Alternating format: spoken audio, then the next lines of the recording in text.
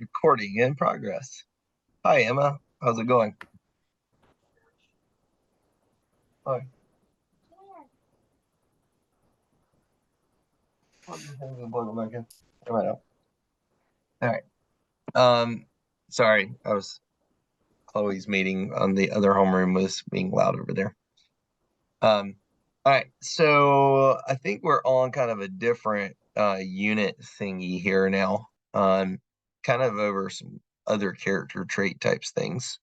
Um, if you could only choose one dipping sauce for the rest of your life, would it be ketchup or ranch? What do you think? Ketchup or ranch? What do y'all think? Emma says ranch. I think I would have to go with ketchup personally because I know the calorie difference.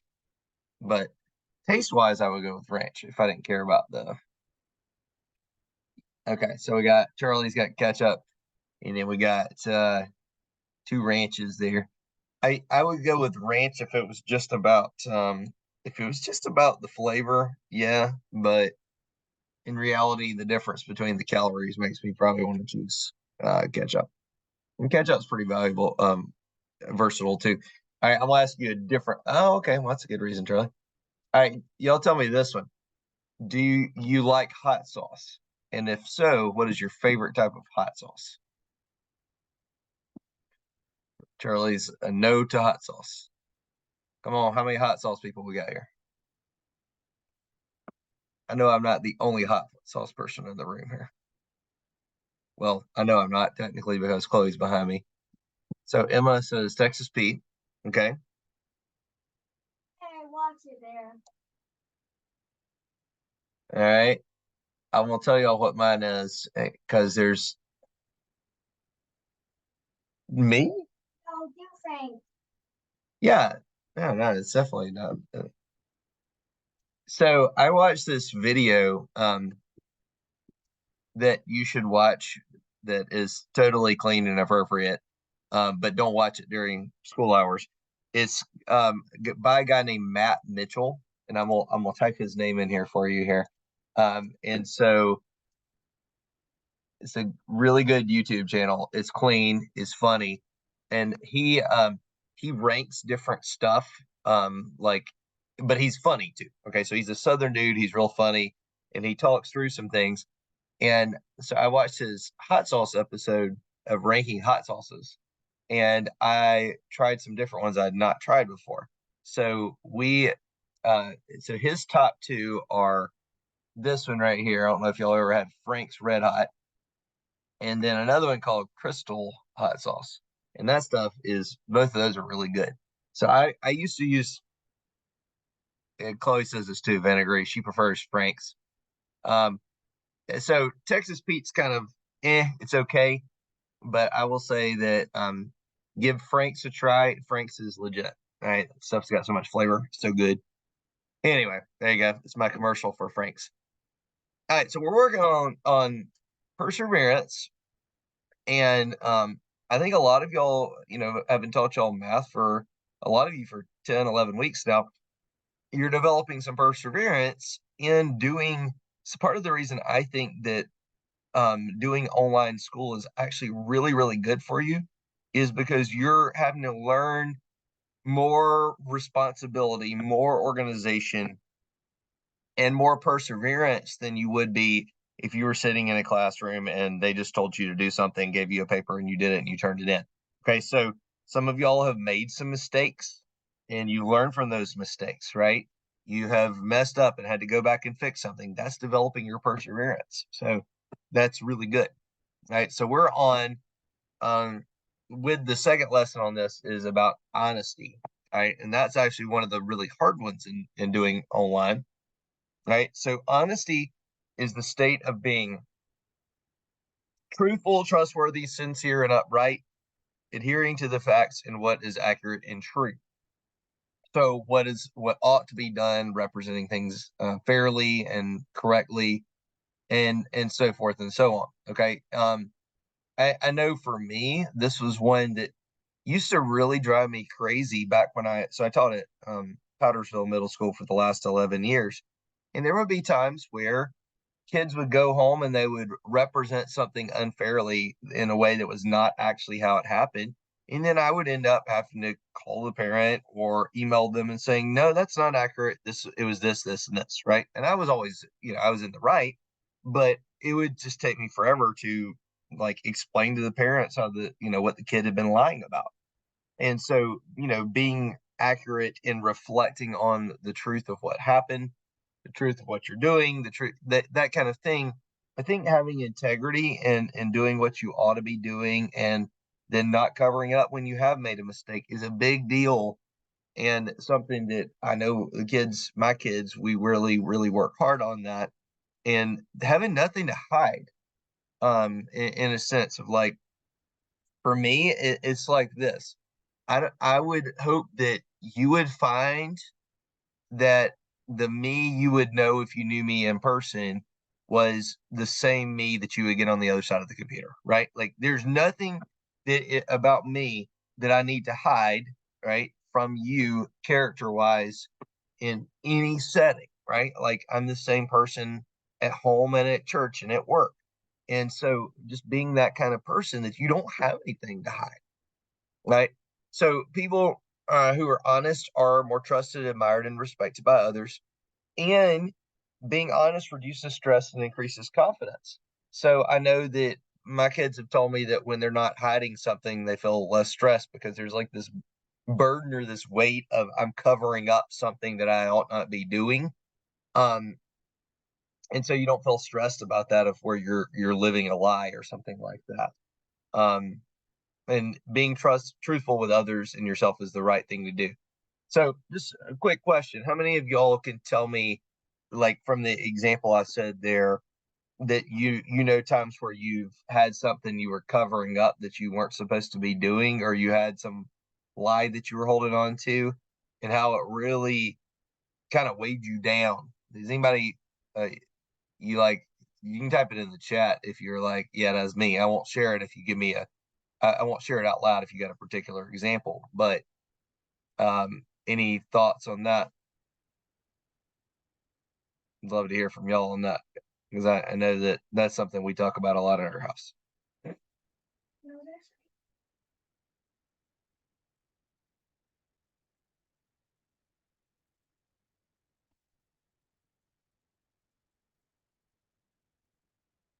So all of y'all have been honest 100% of the time. Then that's what I'm taking. That's my takeaway. Yeah, none of them have ever done anything that was dishonest or that made them feel kind of weighed down or stressed or anything like that. So that's really good. I guess that's fantastic. I guess. Okay. Um, so people who speak honestly don't say things that are untrue about others. So that's one thing. And then they don't share information they do not know to be true. I know that's one we talk about a lot is sometimes that at your age, it's important for y'all to recognize that something that you think might be true versus something you state is absolutely true, right? Like, so and so was doing this, or I know this. Maybe you don't know, maybe you think. And so, I think this about somebody or some situation, or it seems like this might be what they're doing, but not stating it as you know it, like you 100% saw it, if you don't actually 100%, see it. So making sure that you're not saying something was definitely true if you don't straight up know that it was true. Okay. Um, so that's one side of this. The other side is the admitting of your actions or mistakes. Um, in terms of when you have messed up, being able to have the humility to say, yeah, I was wrong on that, right? Um, okay, I need to fix that, or yes, I don't need to handle that way next time, right? Those kind of things I think are very important characteristics to be able to kind of admit to your mistakes and decide to change it in the future. Um, and then two, explaining, what happened without leaving out details or exaggerating the facts. Or the one that we talk about a lot here is basically portraying the information in the way that presents you in the better light. All right, making yourself look better and somebody else look worse, or at least making it where you don't look as bad in the situation as you could have. And I think that's something that's a major temptation that we have to say no. I'm not going to do anything that is portraying myself better than I ought to be portraying. Um, so yeah, which of those any of those that stick out to you as being ones that are kind of hard for you?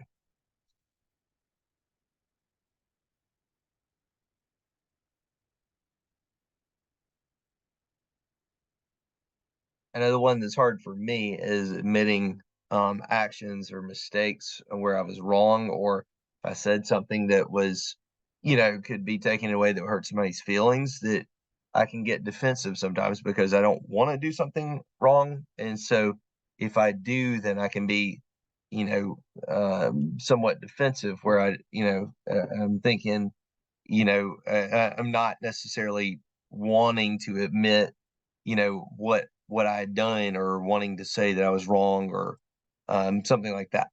That was kind of mine on that. Any other ones that y'all are thinking about here?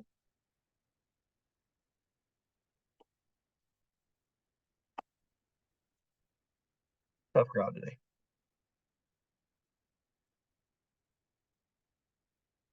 All right, so people who act honestly do not break the rules. They don't cheat. They don't steal or take things from others, and they listen to their conscience and follow what they know is right.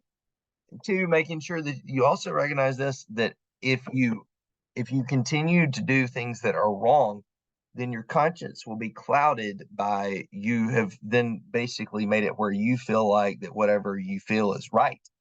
So you have to be very careful of that and recognize that there is a right and a wrong thing to do in situations, to not just listen to your feelings there and know the difference between what is right and what you feel at the moment, and not acting just according to our feelings at the moment. I think it's really important. Um, Two, I think the second one here of do not cheat is very important in terms of being an online student, because it can be very tempting. But just understand you can like get kicked out of school. I've seen lots of people that got kicked out of colleges. They've lost jobs because they've cheated on things. And so just knowing that's a big deal, right? Where sometimes it's very tempting to just go type something into the internet and get an answer or whatever. But like I know I'm teaching high school economics now, and I'm going to be able to go check for stuff. And if kids have cheated or copied off the internet, they're going to have a zero, and I'm going to report them for, you know, basically academic dishonesty. And so I would say that knowing what materials you're supposed to be able to use and which ones you're not, and only using those things that you're supposed to be using, I think is very, very important. Right? Any thoughts on that one? You can unmute and speak anytime you want. Here, I don't have you on mute only in homeroom. That's only a math class. Okay. I do like to talk to y'all in homeroom. It's kind of not fun when I'm the only one talking. All right. So talking about dishonesty, right? So like if you look through the benefits and the consequences of being dishonest, right? So I think it's always good to kind of think through positives and negatives. So I think one of the things with being dishonest is sometimes it gets people out of trouble at first, or maybe you don't even get caught. Sorry, everybody. The first few times, so you feel like it got you out of trouble and you got a benefit from them. But at the same time, right, like stress and guilt or that kind of thing, and then you're trying maybe more lies to cover it up, right? Um, and two, eventually, a lot of those lies will be uncovered. So I've described it to my kids like this: I assume that if there's one time I caught you in a lie, there's probably at least nine that I didn't catch. So don't assume that you got away with it. So when they were younger, I would be like, okay, I caught you in that one. So then there's going to be consequences for the one and for nine more that you thought you got away with, so that you would see that you really weren't getting away with it. Right. Um, so the point right here is like being dishonest is hard work in terms of like covering up for your dishonesty is really tough to do. You think that you're avoiding hurting others, but then once people figure out that you've been dishonest with them, then that makes them question if you're trustworthy and they don't trust you, right? And basically, you know, it once you've destroyed trust, it's really hard to build that back, right? In terms of like you view trust as being like a bridge between you and another person. And when you lie to them, it destroys that bridge, and then you got to rebuild it. And rebuilding bridges like that takes a long time. Um, you think that maybe you get something you want, you want to be recognized in a certain way, you want to be popular, you want people to like you. But again, like people are going to question whether or not what you're saying is true in the future. Um, and again, it's going to eventually hurt feelings, destroy relationships. So lies destroy relationships. And I would say being honest and having integrity is the foundation for any other character traits, because if I can't know who you are and know if I trust you, then I don't know anything else that you say is true. So that's kind of like a foundation stone of you are who you say you are before you even do anything else. Even if we talk about how I'd rather know how you're feeling or what you're thinking or what you're doing and be able to talk through that than to not even know what's going on with you, then that's way worse, right? So it says, keep in mind, telling the truth can be difficult at first, but it's always easier in the long run. And when it's difficult, telling somebody the truth and working through issues can strengthen relationships because then it's like, okay, I trust you because you at least told me how you're feeling and thinking about this. Um, so hiding hurt feelings builds up these walls of insecurity on your part too. Um, and then pretending to be something you're not is really dishonest. And you want other people to really be able to value who you really are and not have that in kind of a cover up mode. All right. So next we got our last part we got here is a few kind of honesty scenarios here. Right. And so this was kind of like what is the honest response or dishonest response. Okay. So while your parents were gone, you threw a ball inside the house and accidentally broke your mom's favorite vase. So the honest response and possible outcome is you tell your parents, okay, you accidentally broke the vase and apologize. You might get in trouble, but they know that you're truthful and they can trust you, right? You could tell your parents that your little brother broke the vase, and then you get in this argument here, and maybe they find out, maybe they don't, maybe you said the dog did it, right?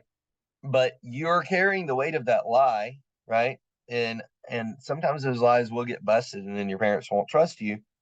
And so there's a lot of like longer term consequences, whereas the only seeming benefit of being dishonest is immediate. But then if you think in the long term, you'll recognize it's not really a benefit. Okay. All right, so I've got a couple more here. It'd be good if y'all could type me some stuff in here about these. All right. So a friend of yours tells you a rumor about a boy in her neighborhood. Another friend asks you to tell what you're talking about. All right. So an honest response and a dishonest response. Somebody tell me what you see as an honest and dishonest response here. It would be very, very helpful if I didn't just have to explain all of them because that's boring.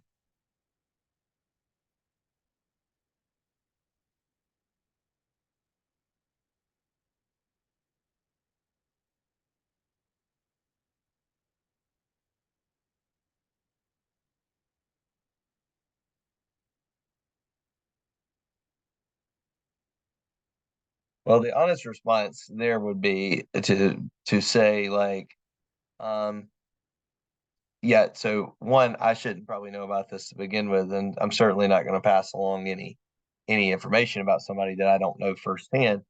Dishonest response would be you're passing along the info, maybe they find out it was a lie, then you got a whole bunch of people mad at you, right? There's several different ones. Honest, so Charlie says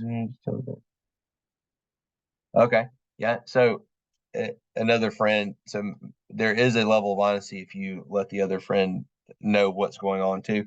True. Um, I think this one's a complicated one because I think the real honest thing to do would have been when the friend started to tell you the rumor to begin with. Is like, wait, is this something that really affects what I need to do right now? And it's really hard to not listen to those. And that's one where I'm not saying boys can't struggle with this, but this is a real hard one for girls, right? Is listening to wanting to know other people's business. I have a hard time with that too, and just being like, I really don't need to know that right now. I don't really need to have that conversation. Um, see, you find a new skateboard that someone's left in a park, no one's watching, so you think about taking it home with you. So what do you think? Honest or dishonest? Tell me one of those in the chat would be useful.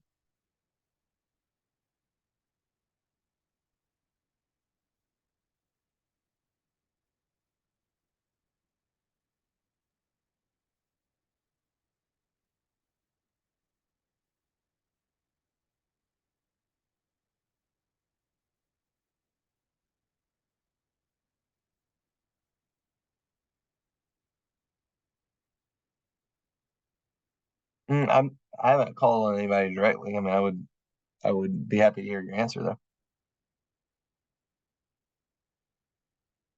Yeah, you're right, Charlie. It belongs to somebody, right? And they just left it. So I certainly would not say you need to take that. I would say if it's a park that has like a headquarter place, right? See if there's a lost and found and take it back to that would be good. Because then that way nobody would steal it. Obviously, dishonest response would be just to pick it up and take it. Um, so and then somebody might be like, "Hey, this was lost in the park," or maybe they have a security camera and somebody records it and they come for you and they're like, "Hey, you stole this thing," and you're like, "I mean, it was just laying there." Like, "Yeah, but it wasn't yours," right? Um, right. Okay. How about this one? Yeah, right, Charlie. Good answer. All right, so let's see. We got two more, but we'll make sure we have time for like a bathroom break before social studies. So you have a long essay due tomorrow and don't feel like writing it. You have a website. You find a website and consider copy and pasting the information. All right. The honest. I want to make sure I'm real clear on this one. The honest thing here is you need to write the thing on your own. Number one. Number two, if even if you are referring to something, you got to cite it. So if it's not something you're supposed to be citing off of another site, then that's still dishonest, right? And then dishonest responses, copying and pasting, or even paraphrasing without citing. And you could make zeros get reported. And, like even in our school, people can get expelled for academic dishonesty. And especially like, so when we get to your high school classes, we can't let your GPA be inflated, built up by the fact that you've been cheating on stuff. And there's stuff that I've seen from even people in the digital arts class that I have to do, and I'm like, that's not in your words. Go back and do it again. And that's kind of my very gentle way of saying you're cheating. So just recognizing that that's the big thing, is that you need it to be your thought. So like when I'm seeing things, I am actually looking through and I'm noticing, right? Like your wording versus what sounds like super fancy, right? If it's your wording, it's not going to sound as super fancy, right? Okay. Um, that's going to be that for us today. All right. So give you all time for a restroom break or something um, before your social studies class. All right. See y'all.